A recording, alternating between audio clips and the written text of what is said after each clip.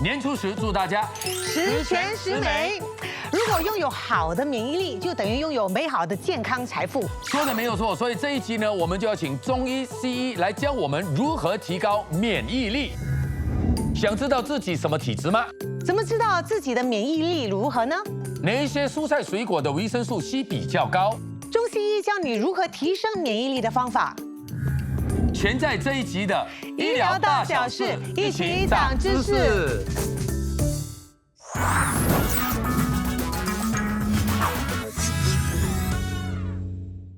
我们马上请出我们的家庭医生莫文瑞医生、张玉华还有江坚文，欢迎三位来。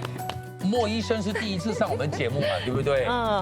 对呀，所以新人到我们这里报道开心了。还有很久没有看到玉华，很久没有跟他合作了。是。好，来想请问一下两位啊，你们觉得你们的免疫力怎么样？我觉得我的免疫力还不错，因为家里人如果他们感冒了，我很少被传染。哎呦，只不过我有点困扰，因为每次我感冒就差不多要1个礼拜的时间才可以恢复。那医生这样算正常的吗？只要我们能够在1个礼拜之内恢复的话，算是正常。之前我还好，但是在得了冠病之后，坦白说，我就觉得我的呼吸道特别容易受到感染，应该是免疫力比较弱吧。如果我们1年的话，我们感染还是生病多过4次以上的话，就代表免疫力就不是很好。我们恢复的时间多过1个礼拜的话，就代表你这个免疫力可能也是比较弱。第二个，如果我们常常出现问题的话，好像我们有这个腹泻的问题、便秘这个问题，还是我们有这个肚子胀气的这个问题的话，这也是代表我们的免疫力可能不是那么好，因为我们的免疫力跟我们的肠胃的健康是息息相关的。第3点就是容易水土不服的人，也可能代表这个免疫力可能比较弱。你们会吗？我会哎，他们都叫我就是一到了当地就要吃那里的豆腐啊，当地制造的豆腐，我也不知道。然后我觉得还蛮管用的哎。Make sense？ 你看，有那个 make sense， 你看他听都没听过，尴尬的笑。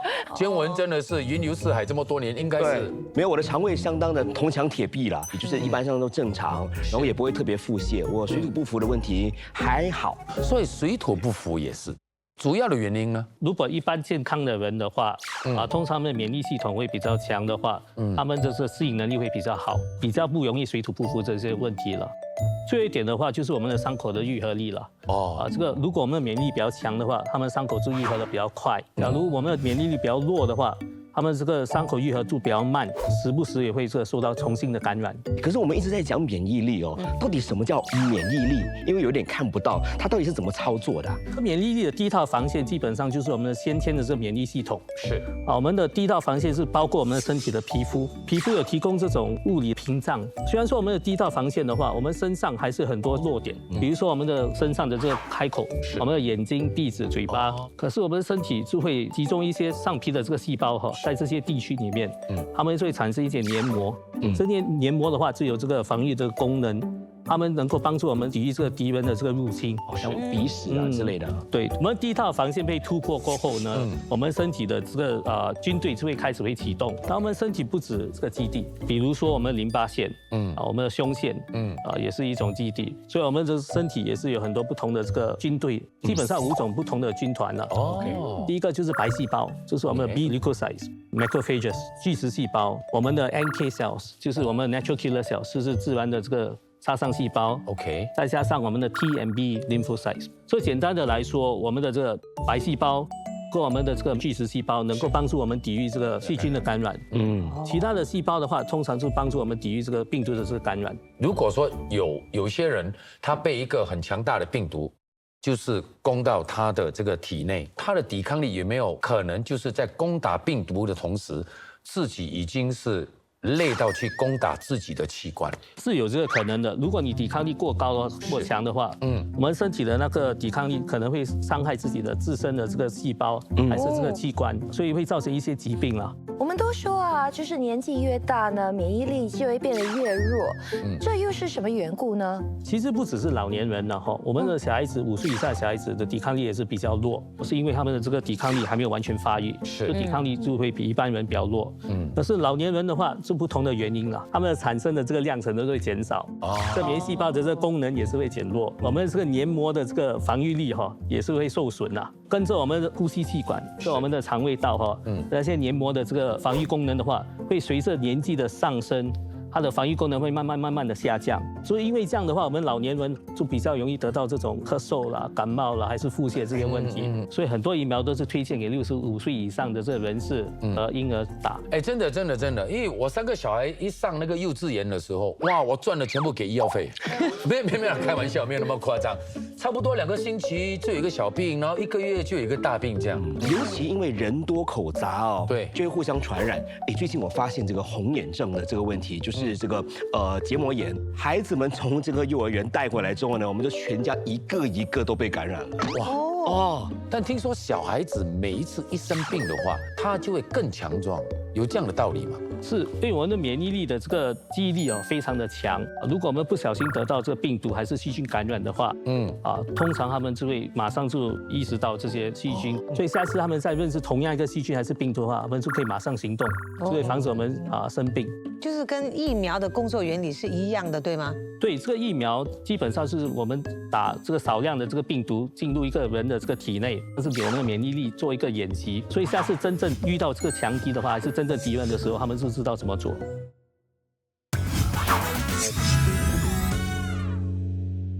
欢迎李管军中医师加入我们的讨论哈。中医是怎么看免疫力这回事呢？从中医的角度来讲，疾病呢其实就是正气和邪气打仗的一个过程。如果说正气盛了，人就不太容易生病，是，或者说如果说生病了，他的病情也相对的轻微。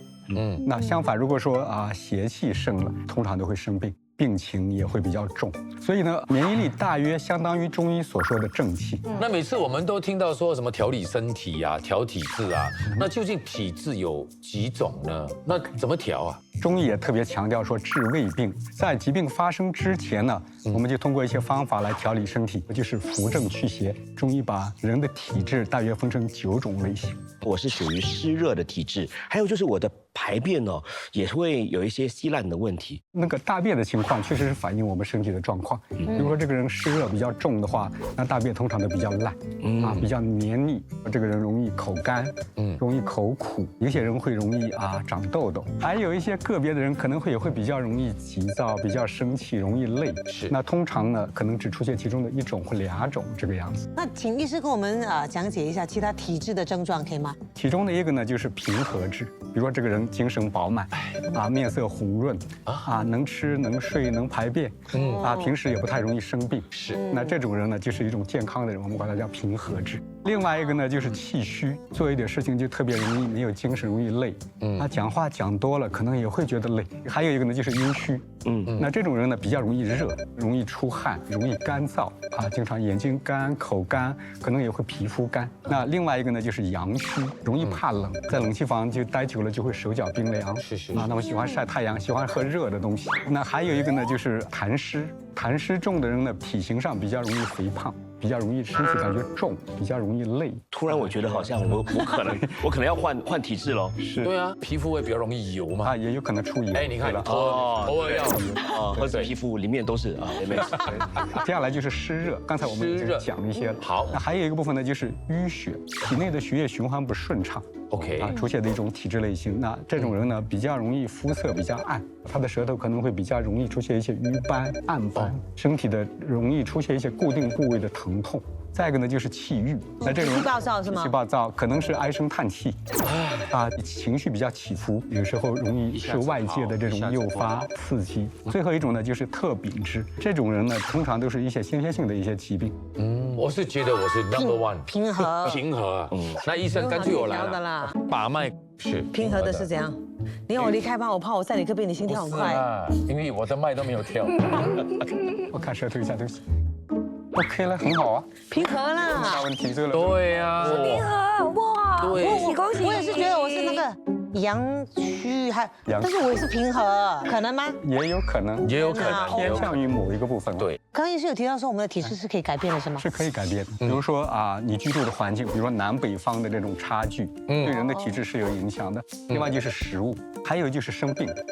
对，一个疾病可能会让一个人的身体发生很明显的改变。所以我之前在加拿大居住了将近13年，这样子的我的体质回来了以后，是不是也有大改变呢？有可能，因为环境真的是对人造成一些影响。有个例子吧，就是本地湿疹的病人比较多，如果出去留学或者去外国工作，去那边他们就没事了，皮肤就没有问题。可是一回来又发生了，所以这个就是环境对人的这种身体。真的，我每次12月出国，我的脸是滑到你们不认得我嘞。不要回来了，不要回来了，不要回来了。真的，我一回来又打回原形了。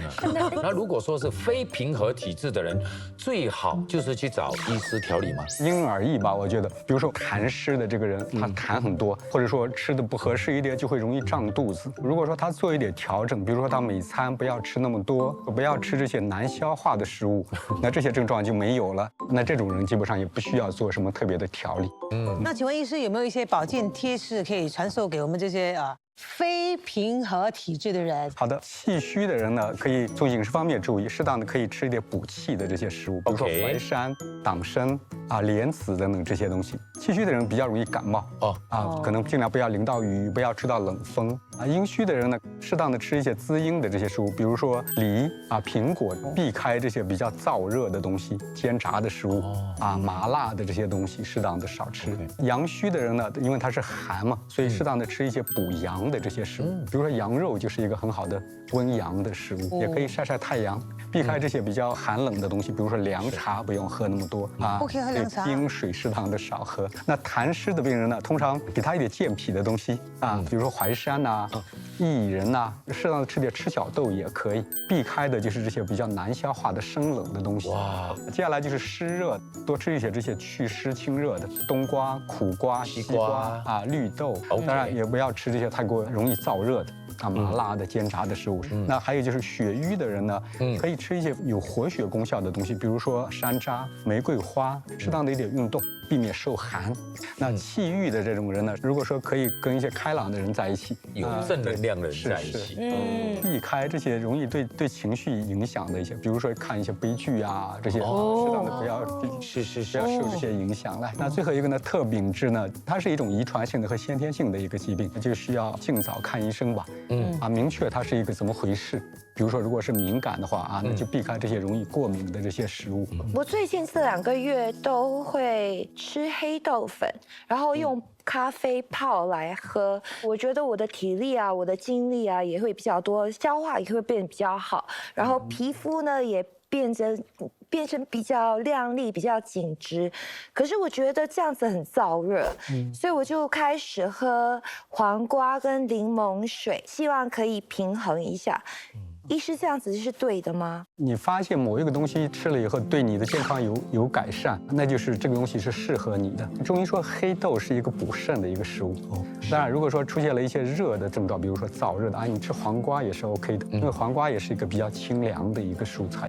那听说灵芝对身体也好，它有很好的补气安神的功效，同时也可以止咳平喘，也会化痰。现代药理学的研究发现，它也是可以提升抵抗力，对血压、血糖都会有一些帮助，都有一定的功效。看来灵芝有很多的好处，可是我们应该怎么服用呢？其实市面上有很多了，比如说有的是做成这种胶囊的，一些做成孢子粉状的这些了，那你就按照说明书吃就好了。当然也有的人呢说我喜欢自己去买来自己煮。如果说一个成人的话，一天的量大约是10克左右，加适量的水了，大火煮开煮5分钟。然后转成小火，大约煮20分钟这个样子。然后就把那个药液倒出来，药渣还留着，可以再加水，再煮差不多20分钟。2次的药液呢就混合在一起然后一天分2次喝就是。大家猜一下，反正到这里我们玩一个小游戏。新加坡最常见的是什么体质的人？虚。不管什么湿啦，反正就是湿应该是跟我差不多的啦。反正就是热，什么跟热气有关系的都是热的，就是这样。但是我觉得阳虚的是最多。虚的人不少了，确实是你打脉就发现他的脉没力。当然，因为这里的气候也是热湿也是比较常见的。中医讲汗血同源，气血相生。如果说这个人出很多汗，那其实是在耗血耗气，所以不应该出那么多汗。对中医讲的是出汗，就是微微的出汗就好了。可是如果他整天在外面暴晒啊，或者是常常做运动啊，那他当然流的汗比别人多啊，那这也是虚吗？对，看你身体的反应。如果说大量的出汗暴晒啊，你觉得第二天或者过后你觉得很累，而且出现了一些干燥的症状，比如老是口干、大便干，没有精神，那这个时候可能就有点太过了。